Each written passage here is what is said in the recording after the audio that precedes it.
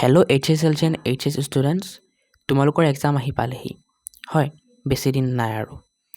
এই ভিডিঅ'টো মই এইকাৰণে আনিছোঁ যাতে তোমালোকক মই ক'ব পাৰোঁ কেইটামান কমন মিষ্টেকৰ কথা যি তোমালোকে HSLC বা HS এক্সামৰ প্ৰথম দিনাই কৰিব পাৰা আৰু সেই মিষ্টেক কৰিলে তোমালোকৰ এক্সামত বেয়াকৈ প্ৰভাৱ পৰিব আৰু কেতিয়াবা তোমালোকে এক্সামত মানে ফেইল কৰা নিচিনাই অৱস্থা হ'বগৈ পাৰে। চ' ভিডিঅ'টো শেষৰলৈকে চাবা, ভিডিঅ'টো ইম্পৰ্টেণ্ট হ'বগৈ আছে কাৰণ গোটেই বছৰ কি পঢ়িলা কি নপঢ়িলা সেয়া পিছৰ কথা। মেইন কথাটো হ'ব তোমালোকে এক্সামত গৈ কিমানখিনি তোমালোকে ওলাব পাৰিলা, কিমানখিনি যি পঢ়িলা কিমানখিনি ওলাব পাৰিলা, তাৰ ওপৰতে তোমালোকৰ ফলাফলটো ডিপেণ্ড কৰিব। লাগিলে গোটেই বছৰ তোমালোকে এক মাহে পঢ়িছা বা তাতকৈ বেছিকৈ পঢ়িছা বা তাতকৈ কমকৈ পঢ়িছা, কোনো মাইনে নাৰাখে সেয়া। মেইন মাইনে কি ৰাখিব এক্সামত গৈ কি লিখিলা, ঠিক আছে। চ' প্ৰথম মিষ্টেকটো হ'ল বহুতে কি কৰে এক্সামৰ প্ৰথম দিনা ধৰা আজি এক্সাম ধৰা কালি এক্সাম আৰু আজি ৰাতি গোটেই ৰাতি পঢ়িলে আৰু নুশুলে, ফলত কি হ'ব তেওঁৰ টোপনি সম্পূৰ্ণ নহ'ল আৰু যেতিয়া এক্সাম চেণ্টাৰলৈ এক্সাম দিব যাব, এক্সাম হলত এক্সাম দিব বহিব, তেতিয়া কি হ'ব তেওঁৰ মাথা গৰম উঠি আহিব, যি পঢ়িছে সেয়াও পাহৰা নিচিনা লাগিব।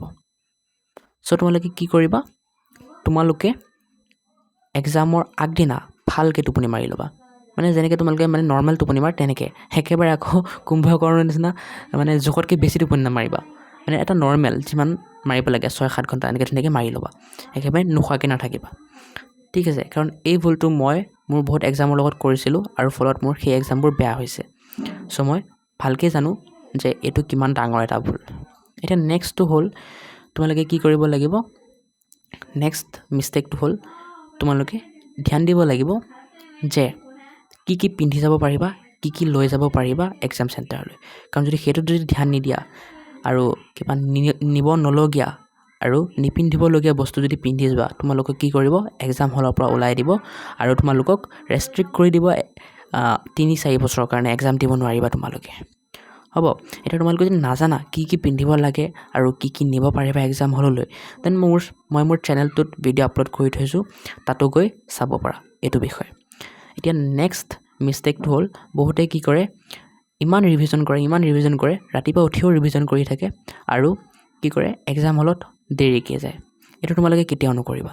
তোমালোকে কি কৰিবা এক্সাম চেণ্টাৰত 10-20 মিনিট আগতে গৈ পাই যাবা, যাতে তোমালোকৰ কি হয় এটা এনজাইটি ফিল নহয়। যদি তোমালোকে 10-20 মিনিট লেটকৈ পালা বা একেবাৰে পূৰা টাইমতে পাইছা, তেতিয়া তোমালোকৰ কি হ'ব গৈ লগে লগে বহিব লাগিব এক্সাম হলত আৰু তোমালোকৰ এটা এনজাইটি ফিল হ'ব, তোমালোকৰ ভাগৰ ফিল হ'ব। যদি অলপমান আগতে গৈ পোৱা তোমালোকে কি কৰিবা এটা ৰেষ্ট লৈ ল'ব পাৰিবা হয় সৰু সুৰা, আৰু ফলত তোমালোকৰ কি হ'ব এক্সামটো ভাল যাব। নেক্সট কমন মিষ্টেকটো হ'ল বহুতে কি কৰে এক্সাম ৰুমত সোমাই পেলাই সিহঁতে লেভেল ফিল নকৰে, লাষ্টলৈ ফিল কৰিম বুলি থৈ দিয়ে আৰু বহুতে কি কৰে লগে লগে লিখাত ষ্টাৰ্ট কৰি দিয়ে। তোমালোকে সেইটো নকৰিবা, কাৰণ লাষ্টলৈ গৈ পেলাই তোমালোকে সময় পোৱা নে নাই সেয়া ঠিক নাই আৰু কেতিয়াবা পাহৰি যাব পৰা, ঠিক আছে। এতিয়া মেক্সিমাম মানুহে লেভেলটো ফিল কৰি পেলাই যোনটো মেইন বুকৰ লেভেল, মেক্সিমাম মানুহে মিষ্টেক কিহত কৰে যদি এক্সট্ৰা পেজ লয় সেই লেভেলটো ফিল নকৰে। চ' তোমালোকে তেনে নকৰিবা, সেই লেভেলটো ফিল কৰি দিবা, কাৰণ সেই লেভেলটো পিছলৈকে পাহৰি যাবা যে এইটো লেভেল মই ফিল কৰিব লাগিছিল, একেবাৰে পাহৰি যাবা আৰু ফলত ফিল নকৰাকৈ যদি যায়গৈ তেতিয়া তোমালোকৰ বিপদ হ'ব, ঠিক আছে। এতিয়া নেক্সট কমন মিষ্টেকটো হ'ল তোমালোকে MCQ যি OMRখন ফিল কৰিবা সেইটো লাষ্টলৈ থৈ নিদিবা, কাৰণ যদি লাষ্টত কেনেবাকৈ সময় নহয়, তোমালোকে দেখাই নাপালা যে মাত্ৰ 1 মিনিট বা 2 মিনিট আছে, তেতিয়া তোমালোকে মনত পৰিলে MCQ OMRটো ফিল কৰিব লাগিব নহয়, তেতিয়া তোমালোকে স্পীডত ফিল কৰোঁতে যদি ভুল কৰি দিয়া আৰু 15তকৈ যদি কম মাৰ্কছ পাই যোৱা MCQত, তেতিয়াতো তোমালোকে ফেইল কৰিবা হয়। গতিকে MCQ OMRখন লাষ্টলৈ ফিল কৰিম বুলি নথবা। চ' এইবোৰে আছিল কমন মিষ্টেক তোমালোকে যি কৰিব পাৰা তোমালোকৰ এক্সামৰ দিনা। চ' আশা কৰোঁ তোমালোকে বুজি পালা।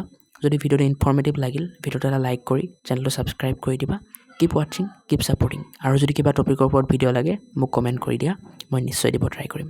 বাই।